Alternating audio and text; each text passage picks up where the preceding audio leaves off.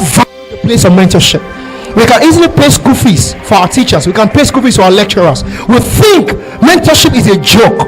No, that's what bridges the gap between your educational, mentality to market realities. Because the mentors are the ones to hold your hands and walk with you with their experience. You need to pay.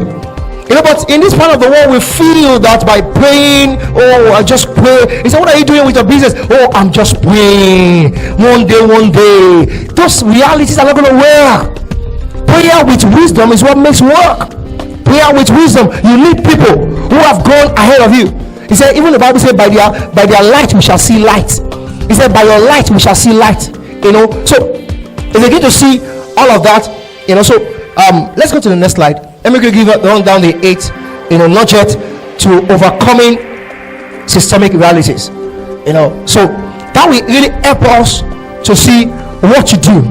I talked about the microeconomy and as well as the macroeconomy. Macroeconomy is of the government. Micro, your own household. What are you contributing to the economy?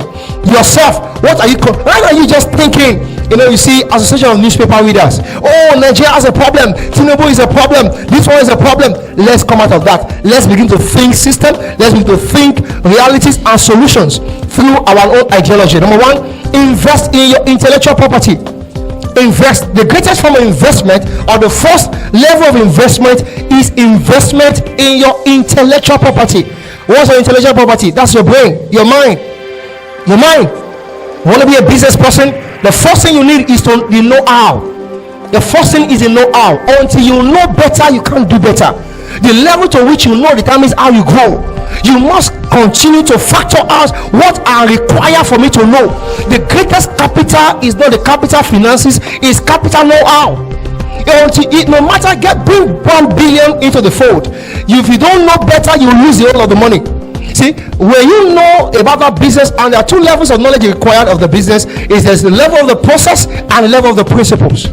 You need the knowledge of the process, you need the knowledge of the principle. The process is the skill required to carry out the business, and the principle is what are the knowledge you need to put together to build and that business to the level you desire. So we need to understand the critical thinking, the investment in our intellectual property. I always say this, there are 4 levels of education.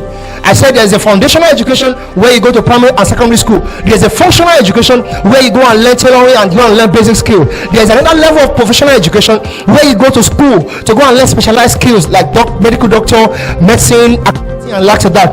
And there's transformational education. That's what we are doing here today, where we teach you about entrepreneurship, about leadership, about financial discipline, financial education, and lots of that. See, education is a lifelong school. You don't graduate from it. We need to continue.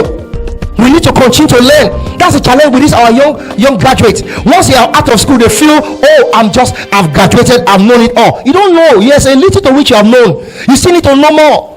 Jim Rohn will say, it will make you a living. The formal education will make you a living, but personal education will make you a fortune.